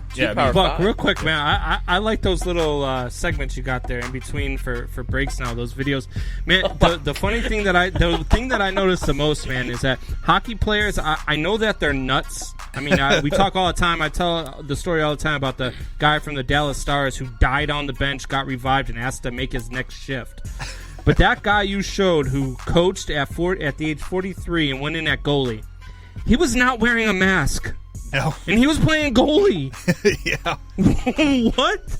Yeah. The hell is And like wrong back with in the people? day, man, hockey was like a man's sport. They didn't It's wear still a mouth man's guards. sport. It Yeah, still yeah, is. but like They're crazy. Yeah, well, but like now they got like the yeah. the face shield and pads like that. But like back then, it was skates and a stick, and you caught a puck in the face, man. You were out for the count. Spit out your teeth and come No back way up. I'm playing goalie without a mask. No There way. is no way I'm playing I hockey. wouldn't play goalie at without all. I wouldn't play. freaking Yeah, exactly. I wouldn't play hockey at all. Like We'd get killed. I Well, can't. I'm a I goalie can't even myself, ice skate, so man. I've taken some shots. Like I've stopped some slaps. Like those things they still hurt. Like even though you have those pads on, you still feel it when it hits. Oh yeah. Right. But I bet. not. There's no way. There's a reason why the refs blow the whistle if a goalie loses his mask or a piece of protective equipment. Yeah. I mean, like hockey is definitely a man's sport. But speaking of that overlay there, or during our breaks, a crazy stat that Devontae Adams has more touchdown catches than Crosby has field goal attempts. Yeah. Like that is the most crazy stat that I've seen all year. But Best speaking receiver of in the league, Shut up. don't at me. I will. The numbers are there for you, Combs. I'm just saying. I would Numbers at you lie. before you said that. I ain't gonna at you now. numbers lie, but the eye test is is there, and Devontae Adams does pass the eye test. Speaking of passing the eye test, Derrick Henry did pass the eye test with 2,027 yards this season, giving us our first Sunday matchup, 105 kickoff on ESPN and ABC. Baltimore Ravens take on the Tennessee Titans. Do we want to address this comment before we get to our picks or after? We'll do it after. All right. Combs. Shane, we'll get to you in a minute. Who do you got? Ravens versus Titans. Ravens versus Titans. I am taking the Ravens in this one. Look, I know that Derrick Henry is Derrick Henry, but the way to beat them is to let Derrick Henry eat and to contain A.J. Brown and that passing game. And I think that's what the Ravens are built to do. The Ravens will do that, and the Ravens will win. This is going to be a close one. I got something like 31-27 Ravens in this one. Oh, why? I'm gonna take the other one on this. I'm going with the Titans simply because, kind of like what we talked about earlier with Russell Wilson and Jared Goff. If it comes down to it, who do I think will make the big play? If it comes down to it, I love J.K. Dobbins. He's had a great rookie year. He's been awesome so far. They had 400 yards as a team the other day in their game. Him and Lamar. I mean, they were going crazy. But here's the deal: Derrick Henry, King Henry, as I should say. I want Henry at the 1 before I'd want Dobbins at the 1. So here's the deal: we hand that ball off to Dobbins. We hand that ball off to Henry. He punches it in, and they win it. Not only that, too. But Ryan Tannehill has been playing out of his mind here recently, so I'm following with the Titans. Yeah, and I'm going with the Titans as well, not because of King Henry, but like I said last night, I do like the passing game of the Tennessee Titans. Ryan Tannehill has come on hot. He is a top 5 quarterback in the league right now, but also this Tennessee Titans defense is kind of underrated a tad bit, and I think they're going to come at Lamar Jackson. They're going to blitz him a lot because look at their bench. Who is their backup quarterback? RG3 is on IR. Trace Shorley is on IR. Who is the Baltimore Ravens backup quarterback? If they get to Lamar Jackson, put pressure on him, and he has to go poop again, what is going to happen? Are they going to run a wildcat with J.K. Dobbins at quarterback and put Hollywood Brown in the backfield? The Baltimore Ravens has to go poop again, the practice squad quarterback's going to come on the field, tear his ACL. Then Lamar's going to come back and win the game again. Look, if you're going to blitz Lamar, he is going to beat you with his legs. I'm telling you right now. I know you hate Lamar, Buck, but Lamar, I'm telling you, this team is going. He's tired of listening to guys like you talk about him. Okay. And Lamar is going to go off in this game, and Baltimore is going to win this one. They're going to put up 31 points and win this game. Okay, so I will back off the Lamar Jackson's trash statement once he wins a playoff game in January. He got his first win in January ever in the regular season, or only because the season went to January, but let's be flat out honest. The reason why Lamar Jackson is trash, and like I'm going to call out fans here, is because fans like Issac Hatfield, the long snapper from NIU, put him up on this pedestal. He wasn't even drafted, and he's like, I'm going to win a Super Bowl. The media put him on a pedestal, not the fans. Okay, no, the fans were. So 3 years ago, when Lamar Jackson came into the league and he started with week 9 or week 10, yes, he had a great game, right? But I said it back then, Lamar Jackson is going to be a trash career. And I had so many fans come at me. He came out and won the MVP. But still, okay. That is what did he do now? What has he done now? He hasn't done a lot this year. They're 11-5 and they're in the playoffs. What has he done now? Come on, Buck. You guys keep saying that they're 11-5, but look who they freaking played, man. They played Cincinnati. So does that mean your Chiefs aren't for real then? No, they are not. The Chiefs are probably the biggest smoke and mirrors in the playoffs. This is coming from a Chiefs fan. The Chiefs are the biggest smoke and mirrors in the playoffs, and everything has to go So right who do you have their coming way. out of the AFC? Saints are. What? So if the Chiefs are the biggest smoke and mirrors, who do you have coming out of the AFC, though? I think it's going to be the winners of this Titans versus Baltimore Ravens game. Oh, my Over the God. Buffalo Bills, huh? Oh, my God. Not Buffalo. Buffalo is that wild card. Like, do they stay hot or do they cool off, right? Like, did they peak too early? I don't know if they've No. peaked yet. Every They haven't game's peaked. been like this. They're Like, going up. Their last game with their backups, they put up 56 points. Yeah. They haven't peaked yet, against Buck. against a team that needed to win to get into the playoffs, by the way. It's not like they were playing against a team that needed the win to get in. You are right. So But I am picking the Tennessee Titans this game. 27-17 is the final score. Ryan Tannehill throws for 3 touchdowns and rushes for another one. Derrick Henry does get his yardage but doesn't find the end zone. What is your final score, Combs? I had it 31-27. You got the Ravens, right? Ravens, yeah. Ravens. Why? What about you? I'm changing. I'm revising mine. I thought about it for a second, and I'm going off kilter here. You know what? After talking with Isaac, after hearing you and Combs, and thinking it through myself, I'm taking the Ravens in this one because I think Lamar Jackson is going to have a great game. And I think Lamar Jackson wins this one 28-24. Okay, so let me ask you this question. I will accept your revisement. No hurt feelings You have no whatsoever. choice. Right?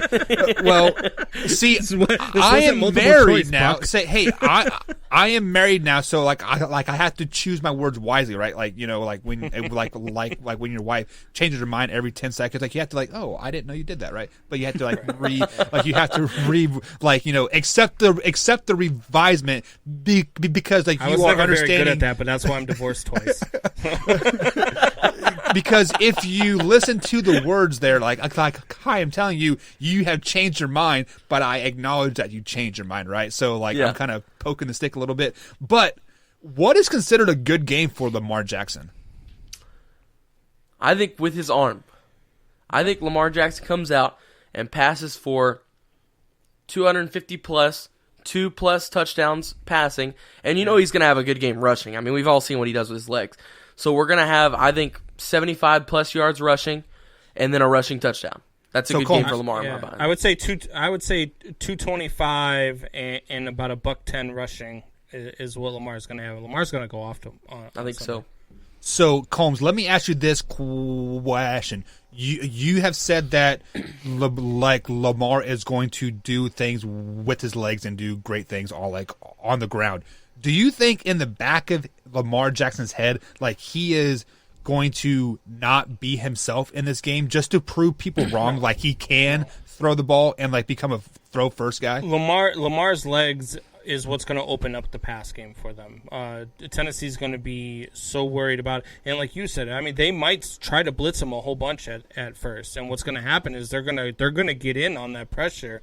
The problem is he's going to get out of the pressure and he's going to get some big yardage because once you start blitzing him, that's where you run into trouble. The way you don't run into trouble is you play a spy on him and you play a cover 2 because he's not a very smart quarterback yet. He's just not. He can't read progressions or anything like that. So if that's what they do, then he's going to have a big game with the legs, and then that's what's going to open up the pass game for him. So, why I know you revised your pick here and you're picking the Ravens, I'm giving you a chance to revise your pick again here, just in case you want to. But the Tennessee Titans laid out a blueprint last year of how to beat the Baltimore Ravens. Do you think in your analyst mindset here that the Titans will come out with that same blueprint and the Baltimore Ravens will be more prepared for that? So I think that they'll come out with a similar setup. I don't think they'll come out with the exact same because when you lose like that, it hurts, and you study stuff like that. I mean, Buck, you know this. You played at the college level. When you lose like that, it's embarrassing. Right. It's embarrassing when you enter the league with the MVP and you lose that first game of the playoffs to a team that shouldn't have even made it out of Gillette. So I think you kind of take that with a grain of salt, kind of just put it in the back of your mind and keep it there the whole time. And I think that Tennessee kind of realizes that as well.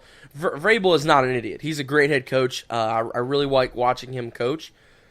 So I think that they come in with a similar setup, but also a backup plan in case if they come out and they're like, oh, we got you. You ran this last year.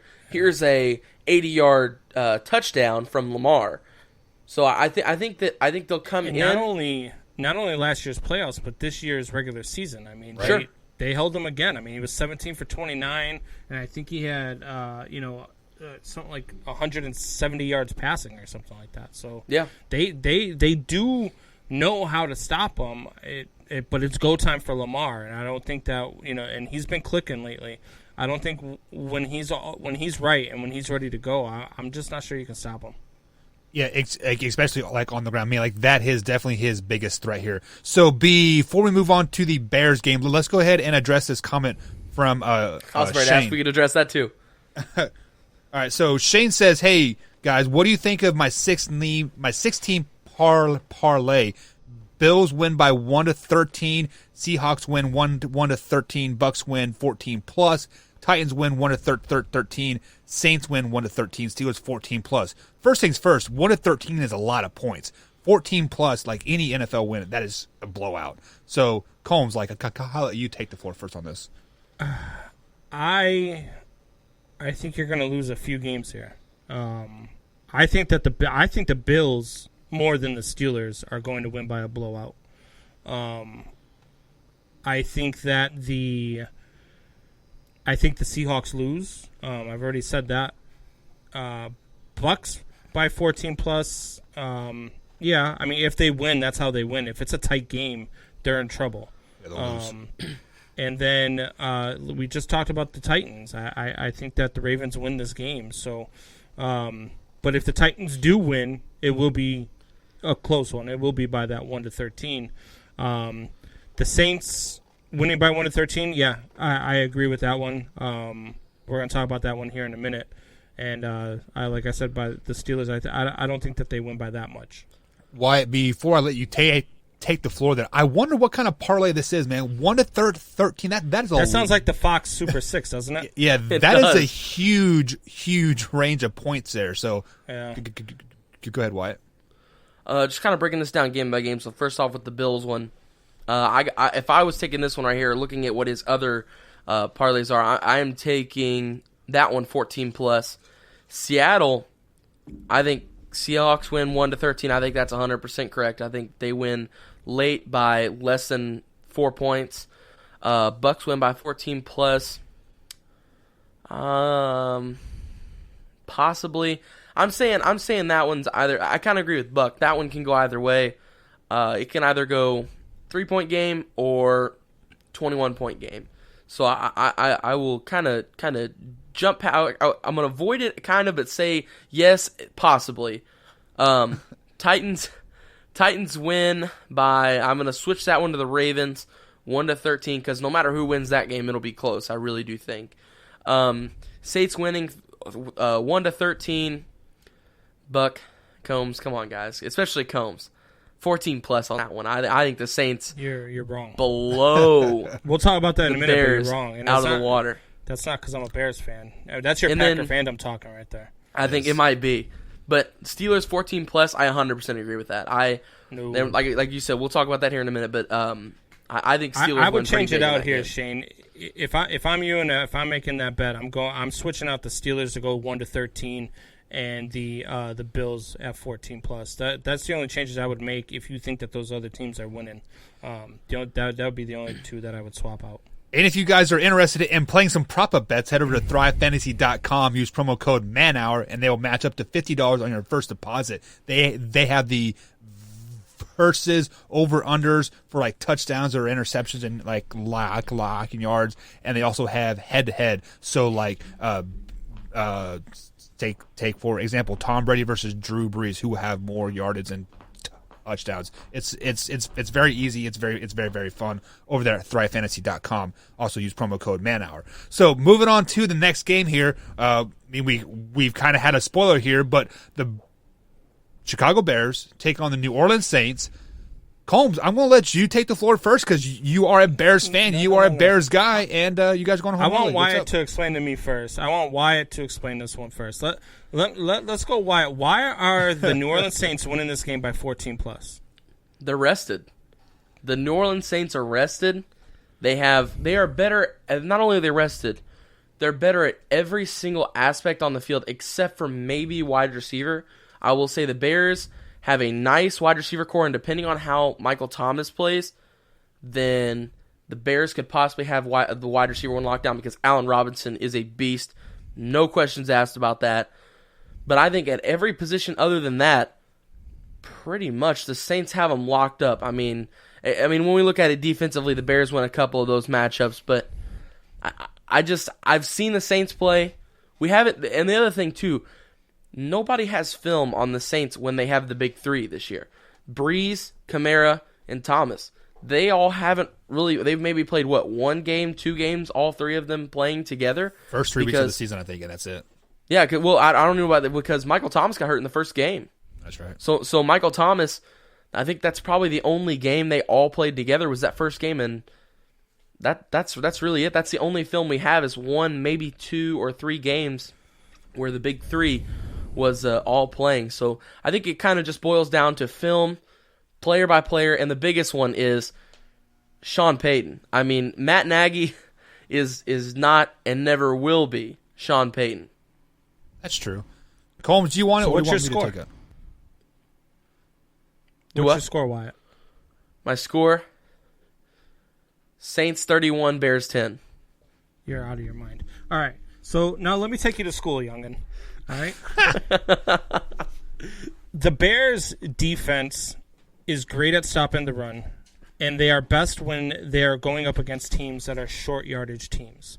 Okay, which is why they played so well against the Saints the first time that they played this year, and the Saints beat them by 3. This team is not a beat them up down the field type team. The Saints offense is not the same Saints offense we've known over the last 5-6 years. Okay, the Bears' strength is where they actually have a chance. Not that I'm picking it, because I'm not picking them to win this game. I think the Saints win this one, but it's going to be a close one. Is because one, Kamara still they haven't even released him off the COVID list yet. He's still waiting for that approval. So maybe he doesn't even get the approval. What if he comes up with another positive test or something, and he's sitting at home? Michael Thomas is going to be his first game in what, 2 months? Latavius Murray will step up then. Oh, give me a break. Anyway, it's just because you're a Packers fan that you're talking like that. You're not talking about this and you're a smart kid. I've listened to you talk football. I know you know this game. There is no reason why you would think that Kyle Fuller can't lock down Michael Thomas. There is no reason why you don't believe that this Bears secondary can stop them from getting over the top. This is going to be a game that is won in the trenches, and this is going to be a game that is won by the Saints, but in a close one. The Bears are going to put up a fight. The Bears do have an opportunity to pull this one out, and the Saints' weakness is mobile quarterbacks. And look, I'm not a Mitch Trubisky guy. He's been playing better over the last 4 or 5 weeks, but he is just that. Mitch Trubisky is best when he is rolling out and when he is using his legs. That is Mitch Trubisky's strong suit. So everything right here lines up for the Bears to be able to pull off an upset. But in the end, I think that it comes down to a final drive, and I think that Drew Brees does find a way to get it done by a field goal. And my worry is not necessarily at all anything to do with Chicago's defense. I know how dominant they can be. I mean, what was it? 2 or 3 years ago that they had more interceptions than they allowed passing touchdowns. I know how dominant that secondary is. Eddie Jackson is a dog. Kyle Fuller is a dog. Roquan Smith and Danny Trevathan are great middle linebackers. And then you have the defensive line as well with Khalil Mack. I mean, they're stacked everywhere on defense. And that is not what I'm worried about necessarily. That's why I gave them 10 points, because I don't see their offense. They scored 23 with Nick Foles the last time they played. Hey, that's Nick Foles, though. This is Mitch Trubisky. They took Mitch Trubisky out for Nick Foles. Which was a mistake. They put Mitch Trubisky back in for Nick Foles when Nick Foles got hurt. And Mitch Trubisky has outplayed Nick Foles ever since he's been back under center. I'm just telling you, my worry is that Chicago offense putting up the amount of your points worry that is the Bears winning this game, and you I having to play them need next the Bears week. to win this game because that means we play the Bears at home and not the Bucks. And that's what you're That's scared what of. I want. No, you're scared of the Bears again. I want the I know Bears to win. I know you. I'm praying for it. Bears Packers playoff game. You putting your hair on the line this time? No. Well, why not? Come on, I would big put man. it's my moneymaker, man. It's my moneymaker. Oh, get out of here. Why we are on the radio, so they literally don't see your moneymaker. Yeah, right? well, let me tell you, for everybody listening, you Your can go check moneymaker's out my your voice, Instagram buddy. and see my hair. Okay, I have a beautiful set of luscious locks on top of my head right here going. Okay, I hope you go bald He looks by like an 20. 18-year-old Elvis is what he looks like. He looked like he came out of the beautiful. 1950s. You're a damn Packers fan. Cut your hair, hillbilly. my mom says I'm precious. All right, so I've let the Packers fan talk. I've let the Bears fan talk here. Now, let me give you guys some unbiased opinions of this game. First things first, Drew Brees is 8-8 in the playoffs, 0-1 as a Charger, and 8-7 as a New Orleans Saint. This is more than likely Drew Brees. Like, let's all agree that this is probably Drew Brees' last year, right? Yeah. Oh yeah. For sure. He is going to end his NFL career with a losing playoff record, just like Phillip Rivers, a losing playoff record. Drew Brees might be a first ballot Hall of Famer. We don't know, but it is all going to be all based off the regular season, Bears. not Please don't pick the the Bears to win this postseason. game. I told you, Drew Brees is going to have a losing playoff. You picked the Cowboys to win the division. Please don't pick the Bears to win this game. Oh my God! Eat that dub. The Bears win because Mitchell Trubisky is going to roll the pocket. He's going to give it to Allen Robertson 12 to 15 times, and Alvin Kamara is. Go ahead. What? You just made my life so easy. I already know what my next what the is for next week. You're starting off my what does. I revised my statement now. I agree with Wyatt. The Saints by 14 plus now. The Bucks picking the Bears. Bears win 17-13. Drew Brees is driving down the field. Oh, last series of his game of his historic career, and the Bears pick it off. It is a pass interference, but they don't call it to revive them from the Vikings from like. So he goes out like Brett around Favre. my neighborhood naked if the Bears win this game. So he goes out like Brett Favre. Yeah, I guess so. I don't know how I don't remember how Brett Favre He threw a pick. Oh, okay. To the Saints. Then Go figure. Yeah. The guy who threw the most picks in a career ever threw a pick to end his career. It's fitting. That's why Aaron Rodgers is the greatest Packer quarterback ever by far. True. I am picking Bart the Starr's Bears number 2. in the upset. I think they're big playing three right well. there. I think they're playing well. Moving on to the last game, 8:15 Sunday night kickoff. Cleveland Browns take on the Pittsburgh Steelers. Combs, who do you got? Man, this one is a tough one. So it's going to come down to Baker Mayfield. Does Baker Mayfield do what I think he's going to do and crap all over himself in a big game? He's been playing well. He's got the Browns in the playoffs, for the first time since like before Wyatt was even born. And I just man, I'm gonna stick with what I said is gonna happen. I think Baker's going to have a rough game. All the stuff they've been dealing with COVID and all that other stuff that they've had to deal with. I'm gonna go with the Steelers here, and I'm gonna go 27-17. Wyatt, who do you got? I'm going with the Steelers as well. The last time that the Browns won at Heinz Field, I was 1. I am 18. So that was 2011? The Browns starting quarterback, Baker Mayfield, the last time that the Browns won a game at Heinz Field was 8 years old. It's not happening. The Steelers are too high-powered for them, and we saw it last week. The Steelers almost won that game with their back with Mason Rudolph, the guy who has a dented head. I think he had PTSD whenever he saw Myles Garrett walk on the field. That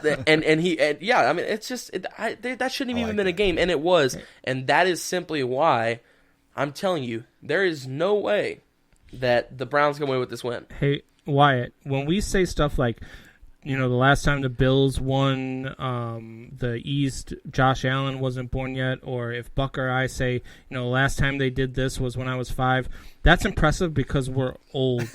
You're like 12. So if you say that was like when the Cubs won the World Series in 2016, and my son, who was 12 at the time, says, I waited my whole life for this. And I just looked at him like, shut up. I don't even want to hear it. So it's not as impressive when you say I was 1 because, when were you 1? What was that? You don't even know. You weren't even in the 1900s, right? No. You're a 2002, baby. Yeah. Wow. You weren't even born when our world changed. Our world got turned upside down, and you were still in your daddy's ball sack. Like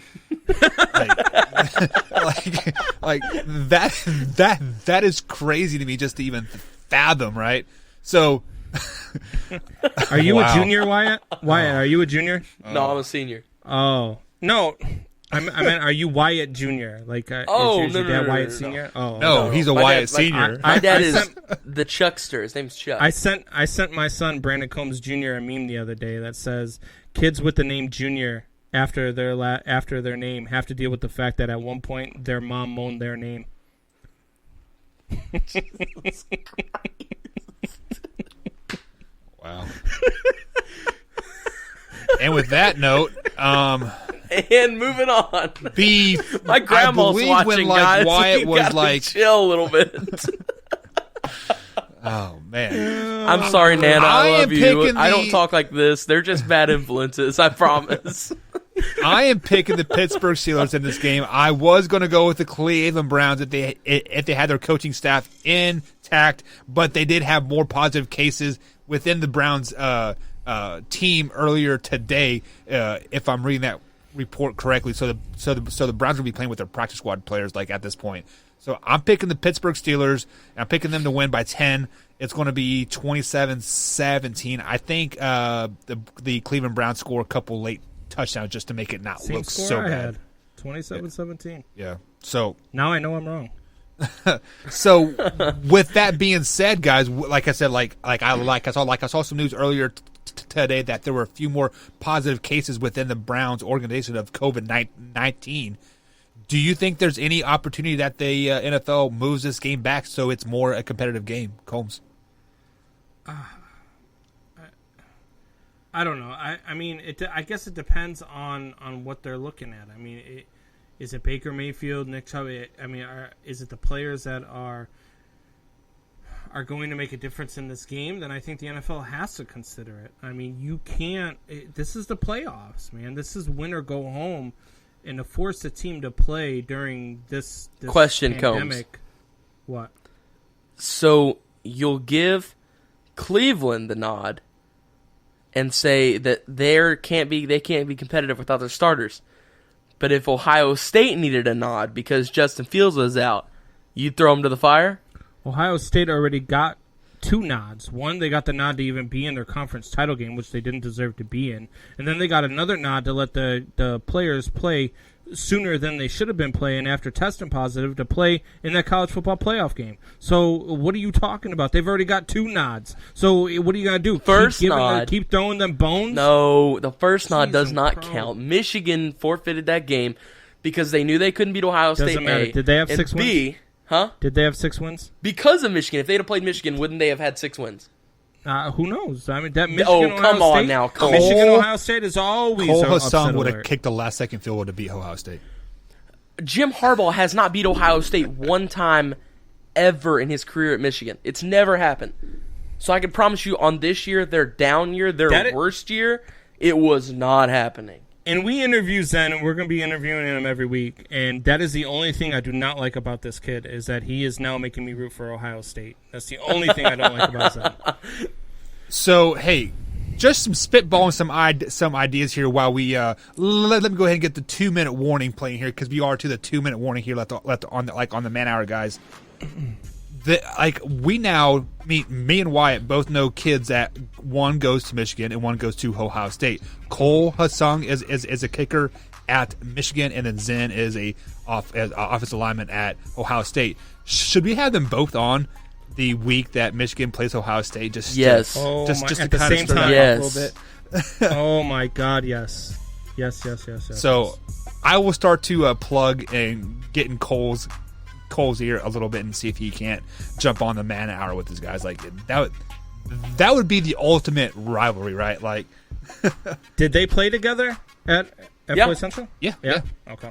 So that'd be fun. so Cole was a freshman at Michigan this year.